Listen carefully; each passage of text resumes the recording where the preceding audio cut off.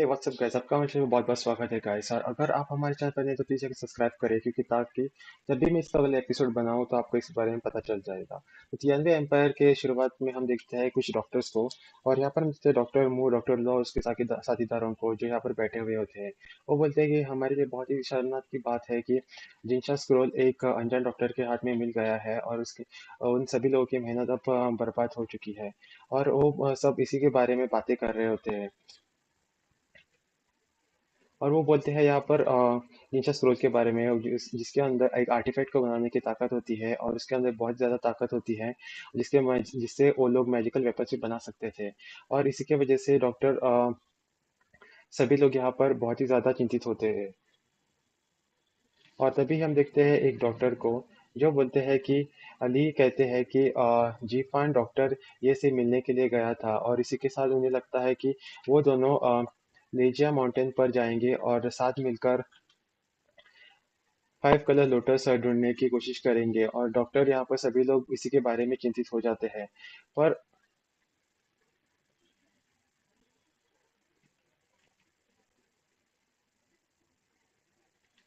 और यहाँ पर हम देख सकते हैं कि सभी के सभी लोग उस लोटस, फाइव कलर लोटस और जिनसे स्क्रोल के पीछे पड़े होते हैं, जो कि बहुत ज्यादा ताकतवर होते हैं।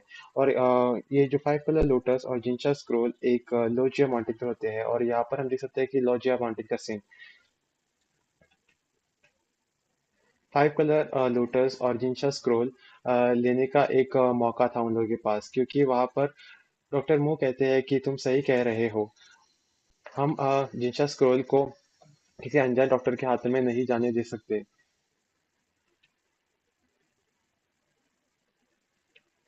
और वो सब लोग उस जिनशा स्क्रोल को छीनने के बारे में सोच रहे थे, क्योंकि वो जिनशा स्क्रोल डॉक्टर ये के हाथ में था, और जो कि उनको कैसे भी करके छीनना होता है, क्योंकि वो स्क्रोल बहुत ज्यादा ताकतवर होता है।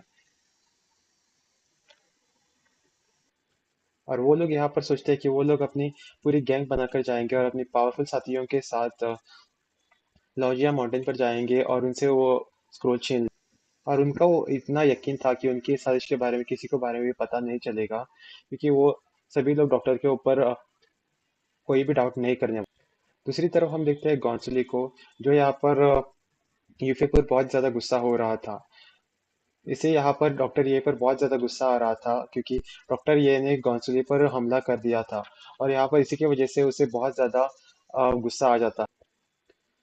उसे इस बात पर भी गुस्सा आ रहा था क्योंकि डॉक्टर ये ने उनका स्क्रोल भी छीन लिया होता है, और वो स्क्रोल बहुत ज्यादा ताकतवर होता है। और यहाँ पर काउंसिल इसके बारे में चर्चा कर रहा था। वो बोलता है कि हमें कैसे भी करके उस स्क्रोल को उससे छीनना होगा। और हम ये भी जानते हैं कि यहाँ पर डॉक्टर ये बहुत ज्यादा ताकतवर होता है। उनमें से एक गार्ड बोलता है कि डॉक्टर ये बहुत ज्यादा ताकतवर है, उनका वो एक बहुत अच्छा कल्टिवेटर है। और वो बोलता है कि हमें नहीं लगता कि हम लोग उसका सामना कर। तभी यहाँ पर काउंसिल बोलता है कि भले ही वो बहुत ज्यादा ताकतवर हो, पर वो हमारी पूरी मेडिकल वैली का सामना नहीं कर सकता। मेडिकल वैली बहुत ज्यादा ताकतवर होती है, इसी वजह से वो सोचता है कि मेडिकल वैली के कुछ गार्ड्स को तैयार करके, इकट्ठा करके वो उन पर हमला कर। वो उस गार्ड को बोलता है कि जल्दी से जल्दी मेडिकल वैली में मैसेज भेजो, और एक गार्ड्स की सेना को तैयार करके उस माउंटेन पर भेजने की तैयारी करो, ताकि वो उस डॉक्टर ये को पकड़। और यहाँ पर ये लोग ये भी डिस्कस कर रहे होते हैं कि यहाँ पर उस माउंटेन पे बहुत ज्यादा खतरनाक फॉग होती है, जिसके वजह से वो एक दूसरे को नहीं देख सकते। इसी वजह से ये लोग साजिश करते हैं कि जैसे ही वो लोग उस माउंटेन पर जाएंगे और उस माउंटेन की फॉग की वजह से एक दूसरे को नहीं देख सकते, तभी वो लोग उस स्क्रोल को डॉक्टर ये से छीन लेंगे और उसके साथियों को उसी फॉग के अंदर मार देंगे, क्योंकि उस फॉग इतनी घनी होती है कि इसकी वजह से वो लोग एक दूसरे को नहीं देख पा रहे। फिर उसके बाद सीन शिफ्ट हो जाता है, और यहाँ पर हम देखते हैं यूनफे को, जो कल्टीवेट करने के लिए बैठा हुआ होता है। और तभी उसकी छत पर एक असैसिन आ जाता है, और वो असैसिन उस पर अटैक करने के लिए आगे बढ़ जाता है। और वो अपनी स्वॉर्ड निकालता है और अटैक करने के लिए यूनफे के तरफ बढ़ जाता है। और तभी यूनफे अपने फायर पाम की मदद से उस मार्समैन पर अटैक कर देता है, और मार्समैन दूर जाकर दूसरी छत पर गिर जाता है। और यहाँ पर हम देख सकते हैं कि वो मार्समैन हैरान हो जाता है, क्योंकि उसने ये नहीं लगा था कि यहाँ पर यूनफे इतना ज्यादा ताकतवर होगा, और वो यूनफे पर अटैक करने के लिए आगे बढ़ जाता है। और तभी यूनफे अपने स्वॉर्ड को एक्टिवेट कर लेता है, और यहाँ पर इन दोनों के बीच में झगड़ा शुरू हो जाता है। यहाँ पर हम देख सकते हैं कि यूनफे उस गार्ड पर अपनी स्लैश की मदद से अटैक कर लेता है, जिसकी वजह से वो बहुत दूर जाकर गिर जाता है। और वो दूर छत पर जाकर गिर जाता है, जिसकी वजह से उसे बहुत ज़्यादा चोट भी लगी थी। और ये देखकर वो बहुत ज़्यादा शॉक हो जाता है कि अल्टीमेट स्पिरिचुअल लेवल स्वॉर्ड यहाँ पर यूनिटी के पास कैसे आ गई है, क्योंकि वो स्वॉर्ड बहुत ज़्यादा ताकतवर होती है। और वो यहाँ पर शॉनफे के बनाए हुए ड्रैगन स्लेइंग शॉट से भी बहुत ज़्यादा बेहतर और ताकतवर होती है। ये सब देखने के बाद वो असैसिन बहुत ज़्यादा शॉक। और इसके बाद यूनफे बोलता है कि मुझे नहीं लगता कि तुम बहुत ज्यादा ताकतवर असेसिन हो और तुम्हें ये सब नहीं आता है। तुम ऐसे कैसे असेसिन बन गए? तुम्हें तो अपना काम भी पूरा करना नहीं आता है और तुम तो इतने ज्यादा कमजोर हो।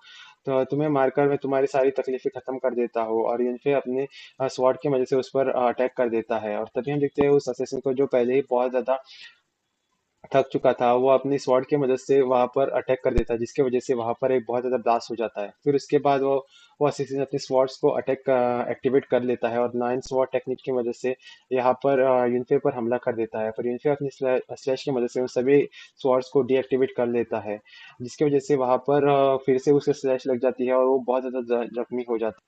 फिर उसके बाद उसे यूनफे पूछता है कि तुम कौन हो और आखिरकार तुम मुझे मारना क्यों चाहते हो? फिर उसके बाद असैसिन बोलता है तुम्हारे पास जिनचा स्क्रॉल है और ये कोई कारण काफी नहीं है क्या तुम्हें मारने के लिए? फिर उसके बाद हम देखते हैं कि यहाँ पर फिर से नीचे स्क्रॉल की तरफ सीन शिफ्ट हो जाता है, जिसकी वजह से सभी लोग अब यूनफे के पीछे पड़ चुके हैं। फिर उसके बाद यूनफे बोलता है कि क्या तुम्हें डर नहीं लगता कि तुम मेरे खिलाफ खड़े हो चुके हो और मैं तुम्हें आसानी से मार सकता हूँ? जिसकी वजह से यहाँ पर उस गार्ड को बहुत ज्यादा गुस्सा हो जाता है, बोलता है कि तुम्हें तो बहुत ज्यादा घमंड है अपनी ताकतों का, आज मैं तुम्हारा घमंड उतार देता हूँ।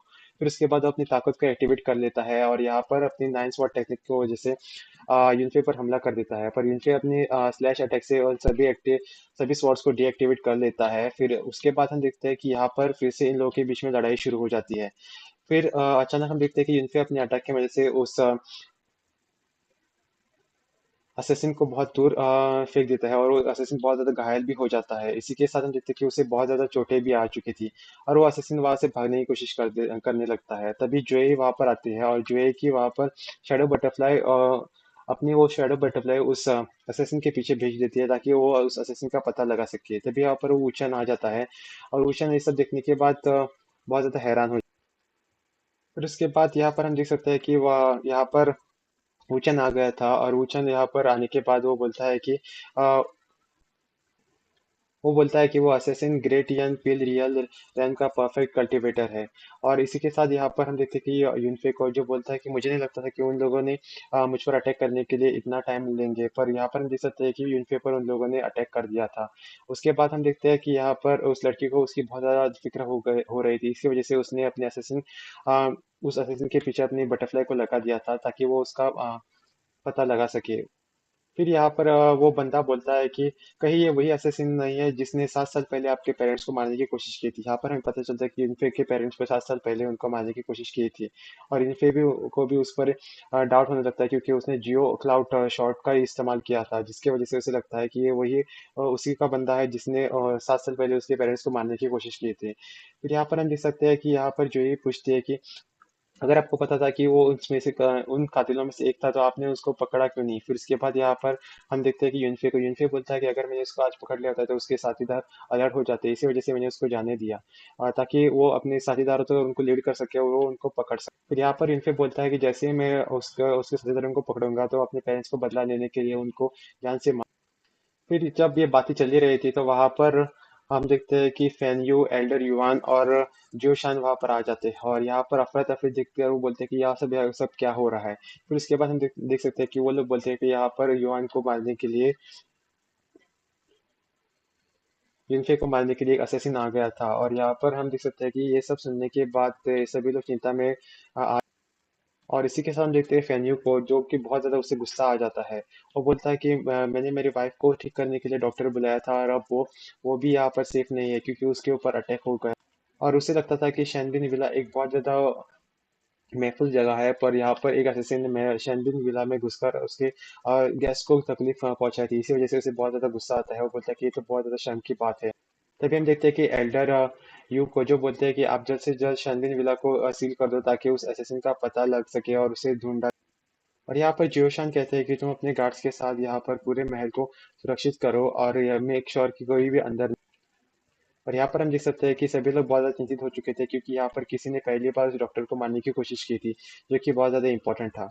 और इसी के साथ हम देख सकते हैं कि ये सभी लोग चिंता में थे। और यहाँ पर दूसरी तरफ डॉक्टर मो को दिखाया जाता है। डॉक्टर मो अपने डॉक्टर्स के गैंग्स के साथ जाकर मिलता है और वो उनसे पूछता है कि क्या आप में से किसी ने को डॉक्टर ये को मारने की कोशिश की है। तो उसी के साथ वो बोलते हैं कि हम लोग इतने बेवकूफ़ नहीं है कि हमें हमारे पास पावरफुल डेंगलिंग स्वॉर्ड हो या फिर माउंटेन एंड रियल स्वॉर्ड हो, पर फिर भी हम में से इतनी भी किसी के पास भी इतनी गर्श नहीं है कि वो जाकर उस पवेलियन पर हमला करे और शैनबिन विला में घुसकर उस डॉक्टर को मारने की कोशिश करे, क्योंकि उनको पता था कि शैनबिन विला में घुसकर उस डॉक्टर पर हमला करना मतलब अपनी जान से हाथ धोना, क्योंकि शैनबिन विला से दुश्मनी मोल लेने का जैसा था, जो कि बहुत ज़्यादा ताकतवर था और किसी को भी उसके ऊपर अपनी जान पर खेलकर ऐसा नहीं करना था। फिर दूसरी तरफ हम देख सकते हैं उस असैसिन को, जो कि भाग चुका था और जाकर एक मास्कमैन से मिलता है। और तभी वो शैडो बटरफ्लाई वहां पर जाकर उन दोनों को देख लेती है और जोई के पास चली जाती है, उनको उनके बारे में बता देती है। फिर यहाँ पर हम देख सकते हैं कि जोई को जो जिसको उस असैसिन के बारे में पता चल गया था, और यहाँ पर हम देख सकते हैं कि वो यहाँ पर यूफी को आकर बताती है कि हाँ, मेरी शैडो बटरफ्लाई को उस असैसिन के बारे में पता चल चुका है, और इसी की वजह से उसका पीछा करने के लिए उसके पीछे जाती है। फिर उसके बाद हम देखते हैं पवेलियन के बाहर जियोशान और उसके बाकी के गार्ड्स खड़े थे। उसको यहाँ पर यूनफे अपनी ताकत की मदद से बेहोश कर देता है और वहां पर एक पोर्टल खोल देता है, और उस पोर्टल में से वो तितली अंदर चली जाती है और उनका पीछा करते करते हुए वो लोग उसके पीछे चले जाते हैं। और इसी के साथ ही ये एपिसोड यहीं पर खत्म हो जाता है। गाइस, देखने के लिए बहुत बहुत शुक्रिया।